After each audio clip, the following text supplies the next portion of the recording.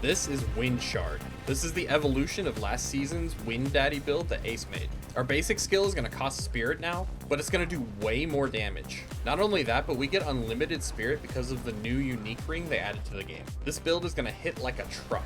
Now this gameplay is from an unoptimized Season 4 version of this build, but hit that subscribe button because I'm going to be releasing an updated version of this with gameplay from Season 5. And that's going to come with any changes the build might need to be optimized for Season 5, once I get my hands on it of course. But something I'm doing this season that I didn't do in previous seasons is I'm tying in a leveling build as a variation inside each of the builds that I put out. And this one's actually a two-parter because Earth Spike and other basic skills work with this as well. So tomorrow I'm going to be putting out the Earth Spike version, and maybe in the future I'll include some of the other basic skills as well. I'll have the link for this build underneath the video. And if you haven't checked out Mobalytics, make sure you check it out. It's got so many awesome builds for Diablo 4.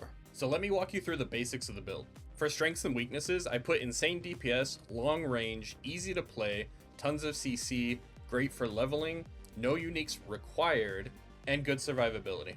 For the weaknesses, it has kind of a thin AoE, so it's not great for hitting an entire room of enemies at once, but it does the job. And it's a one-trick pony, so you're going to be doing the same thing most of the time. So basically, the way the build functions is Calm Breeze is an aspect that allows our Wind Shear to apply poison to damage enemies. We're able to scale that damage with Storm Skill, Basic Skill, and Poison modifiers, and we can stack a ton of attack speed in order to dish out more damage. Now, if you played Ace's build last season, that's about as far as we get. So what I've added to the build to make it even better is Shard of Rathiel, which is a unique that increases our basic damage by 300%, and it adds a spirit cost to our basic skills. Now, initially, a spirit cost doesn't sound that great, but because of the Crown of Lucian, we're able to benefit from this by stacking up a damage multiplier.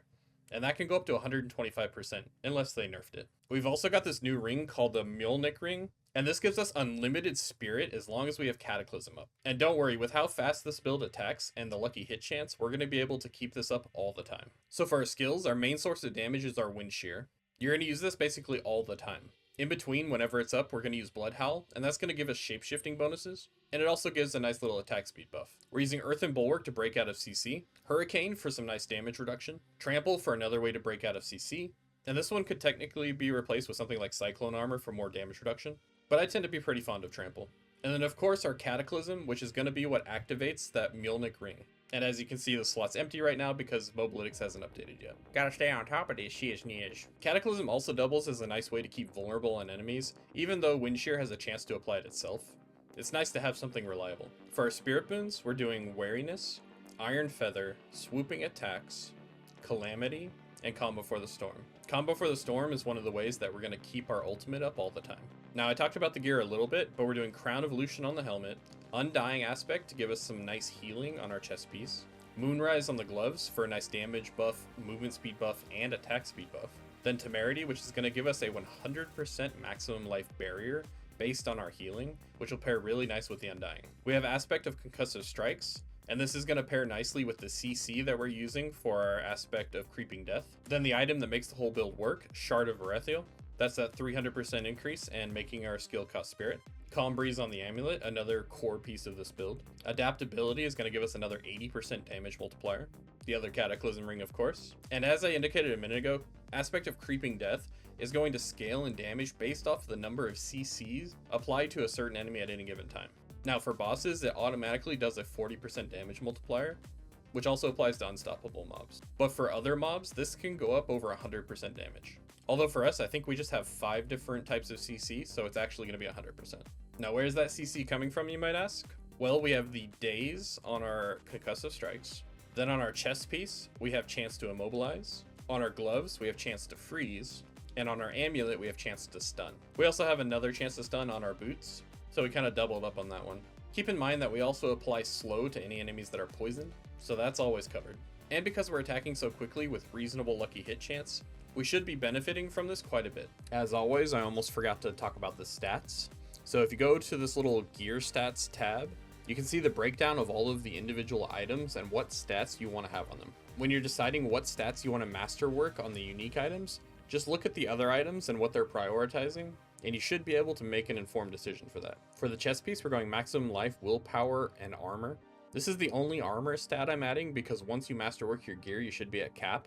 but if you want to hit the cap a little bit earlier, feel free to put armor in the defensive temper as well. We're prioritizing our CC utilities on these items, but it's totally fine if your bonuses go into something else besides these. I just highlighted them so that you know they're pretty useful. On the gloves, we're going with attack speed, willpower, damage over time, and then we're doing damage to distant enemies, and another CC with lucky hit chance. For our boots, we probably want attacks reduce evades cooldown, and we're going for movement speed, maximum life, willpower, a movement speed temper, and another utility CC. For our amulet, we want ranks to nature's reach, attack speed, ranks to defiance, an offensive damage to distant enemies, and yet another utility for lucky hit chance to CC. On our one ring that's not unique, we're going to go with maximum life, willpower, and attack speed. For the tempers, we're doing offensive damage to distant enemies. And for the second one, it's not actually offensive cataclysm damage. They haven't added it yet, but this is going to be the ultimate cooldown for cataclysm. Finally, our offhand is going to be willpower, maximum life, cooldown reduction,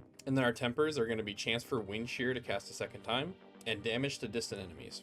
It may be obvious, but chance for wind shear to cast a second time is one of the most important tempers, so make sure you try and get all of your bonuses into this. Unlike the previous season's version of the build where you had 2 of these tempers that you could do, or 1 two-hander that has more, because we're using the Shard of Rathiel, we're only getting 1, so we really have to optimize this as much as possible. Luckily, it makes up for it with the 300% damage, not to mention the extra 125 on the helmet.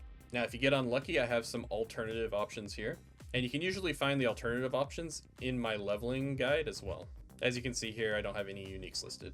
For our gems, we're going with Topaz to increase the basic skill damage, Ruby for the armor to increase our maximum life, and diamonds for the accessories. Now, they added a lot of resistances to items this season, so if we end up not needing these, we can easily change these to armor. Really briefly, before we go to the skill tree, I just wanted to show some of the uber unique options that I was considering. A really strong combo that I think might be good is the new Fists of Fate, along with the new Andariel's Visage. Those are going to synergize with each other, and Andariel's is going to synergize with the poison from our build. The huge lucky hit chance that we're going to get from the Fists of Fate is going to apply to the Andariel's, and we're going to be casting it way more often. And actually, I want to show you one more thing before we move to the skill tree. I've made an attack speed breakdown here, where you can see the attack speed cap 1 and the attack speed cap 2. If you don't know how attack speed works, there's 2 separate 100% attack speed categories, and different things go to different categories. So for our attack speed cap 1, we've got 20% from Moonrise, 8.9% from Nimble on our Paragon boards. We can get a bunch from our gear affixes, and optionally, if we run Andariel's, it's actually going to be, I think the new one is actually closer to like 20% plus, but after you masterwork, it can go quite high. Then for our attack speed cap 2, we've got Shard of Rathiel. I don't know how much basic attack speed we get on this, but hopefully it's a substantial amount. And either way, we should be able to masterwork it, so that's fine. Then we have 15% from Bloodhowl. Optionally, we could run Rapid, but I don't think it's worth it in this build because we have so many good things to run. Alright, for our skill tree, we're going Wind Shear into Fierce Wind Shear. Then we're moving down, and we're going to take Max Digitrate Gate. Then we'll move down again. We're going to get Bulwark going into Preserving Earthen Bulwark. We're going to get Bloodhowl going into Preserving Bloodhowl. We're going to max out Vigilance, and then we're going to move down. We're going to max out Nature's Reach. Then we're going to move down again, and we're going to max out Endless Tempest and Bad Omen with 1 point charged atmosphere. We're going to get Hurricane going to Savage Hurricane. We're going to get Trample going to Natural Trample. We're going to max out Neurotoxin, and then we're going to move down. We're getting our ult, and we're going Supreme Cataclysm.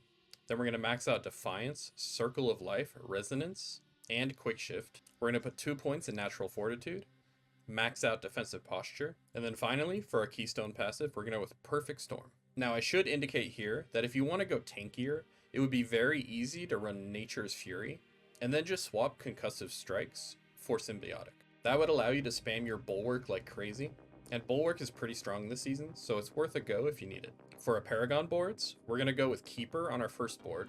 We're going to move up, and our second board, we're going to put Constricting Tendrils, and here we're going to go with Earth and Sky. Moving to the right from here, we're going to attach the Thunderstruck board, and our glyph here is going to be Tracker. Moving up from here, we're going to attach the Inner Beast board, and here we're putting Electrocution. To the left of here, we're going to be attaching the Ancestral Guidance board, and here we're going to be putting the Bane glyph. Finally, back to the right across the Inner Beast board, we're going to be grabbing the Heightened Malice node, and that's just going to be a nice little boost of damage when we're dealing with AoE. Now, I'm super excited to play on this build, and I might even use this build for leveling if I happen to get the Calm Breeze relatively early. But either way, I hope you guys like it.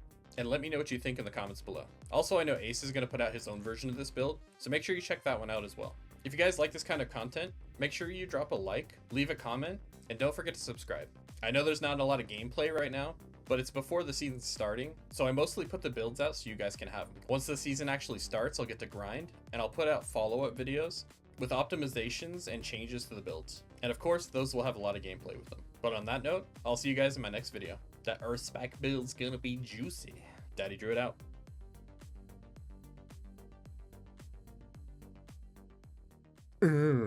It's gonna be so juicy.